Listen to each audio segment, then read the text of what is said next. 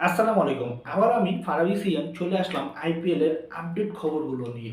৬ তারিখে কলকাতার মাঠে যে খেলাটা হবে, কলকাতা বনাম লখনউ সুপার জায়ান্টস সেটা কিন্তু কাভার করতে পারবে না কলকাতার পুলিশ।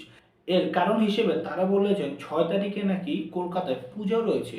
তো তাদের যে ফুল নিরাপত্তা বাহিনী আছে তারা কিন্তু সেই পূজাতে ডিউটি দিবে। তাই তারা সাফ জানিয়ে দিয়েছে কিন্তু ৬ তারিখে তারা এই কলকাতা মাঠে ডিউটি করতে পারবে না। তো আইপিএল ম্যানেজমেন্ট কি এই খেলাটাকে ৫ তারিখে করাবে নাকি ৭ তারিখে করাবে সেটাই এখন দেখার বিষয়।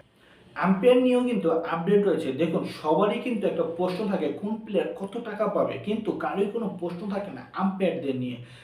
তবে এই আম্পায়ার নিয়েও বড় একটা ধামাকা নিউজ দিয়েছেন আইপিএল কমিটি। আইপিএল কমিটি জানিয়ে দিয়েছেন প্রত্যেকটা ম্যাচের জন্য প্রত্যেকটা আম্পায়ার ৩.৫ লক্ষ রুপি করে পাবে এবং প্লে অফে প্রত্যেকটি ম্যাচের জন্য আম্পায়াররা পাবে ৫ লক্ষ টাকা করে। আম্পায়ারের নিউজ তো জানলেন, এখন চিয়ার লিডার্সের নিউজটা শুনে আসি। দেখুন আম্পায়ার তুলনায় কিন্তু চিয়ার লিডার্সরা খুবই কম টাকা পায়। তারা ৩ থেকে ৫ লাখের মধ্যেই সীমাবদ্ধ এবং এই বছর কিন্তু তারা ৩ থেকে ৫ লাখ টাকাই পাবে। প্রত্যেকটা ম্যাচের জন্য না, পুরো সিজনের জন্য কিন্তু তারা ৩ থেকে ৫ লক্ষ টাকার ভেতরে তারা পেয়ে থাকে। আইপিএল ওপেনিং সেরিমনি নিয়েও কিন্তু আপডেট রয়েছে। প্রথম খেলা কলকাতার মাঠে হবে, তাই কলকাতায় কিন্তু একটা ওপেনিং সেরিমনি আমরা দেখতে পাবো।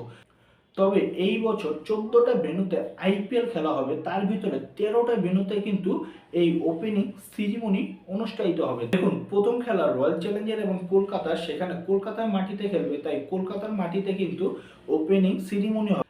তারপরে যে মাঠে খেলা হবে সেই মাঠে ওপেনিং সেরিমনি হয়ে থাকবে। এমন করে ১৩টা মাঠে কিন্তু ওপেনিং সেরিমনি হয়ে থাকবে। বলিউড তারকা শাহরুখ খান ও সালমান খানকে নিয়েও একটি আপডেট রয়েছে।